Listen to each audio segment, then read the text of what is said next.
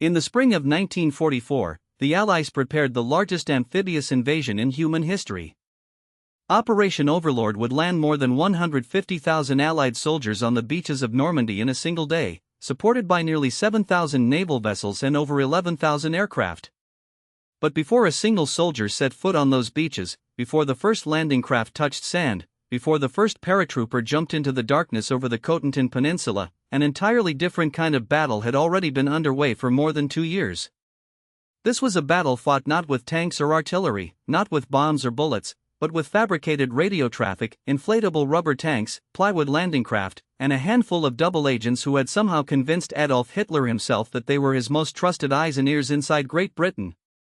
This is the story of Operation Fortitude, the deception plan that convinced the German High Command the real invasion would land not at Normandy, but 150 miles to the northeast at the Pas-de-Calais, the narrowest point of the English Channel and the most obvious crossing point.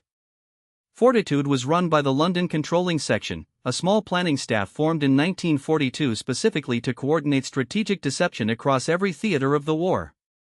By 1944 it had grown into the most elaborate deception operation ever attempted, built on a foundation the British called the double-cross system. Nearly every German agent operating in Britain had, in fact, already been captured, turned, and was now working for MI5, feeding Berlin whatever London wanted it to believe.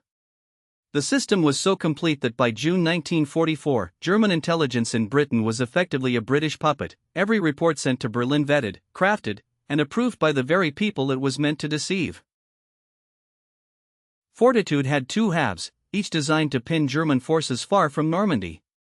Fortitude North suggested a fictitious British Fourth Army was preparing to invade Norway, tying down roughly 400,000 German troops in Scandinavia who might otherwise have reinforced France. The Germans had long feared an Allied move into Norway, which would threaten their iron ore shipments from Sweden and their submarine bases along the coast.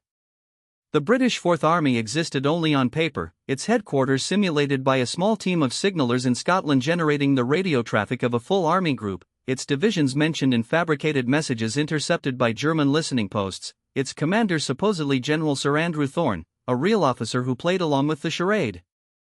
German reconnaissance flights over Scotland photographed what appeared to be troop concentrations and supply dumps, never realizing they were looking at empty fields and dummy installations. Fortitude South, the larger and more famous half, invented an entire Phantom Army group in southeast England, the first United States Army group, supposedly poised to strike at the Pas-de-Calais under the command of General George Patton, a name the Germans respected and feared more than almost any other Allied commander. Patton was the perfect choice for the Phantom commander, aggressive, famous, and known to the Germans as a master of armored warfare. He was also, crucially, available, having been sidelined after the famous slapping incidents in Sicily. The Germans believed Patton would lead the main invasion, and the Allies did everything possible to reinforce that belief. None of Fortitude South was real. Inflatable rubber tanks and plywood landing craft were arranged in fields and harbors where German reconnaissance aircraft would photograph them. The dummy tanks, manufactured by a British company that had previously made barrage balloons, were surprisingly convincing from the air, their fabric skins painted with disruptive camouflage patterns, their tracks and turrets shaped by inflated tubes. Dummy landing craft, constructed from wood and canvas, filled the harbors of Kent and Sussex, their ramps lowered as if ready to load vehicles.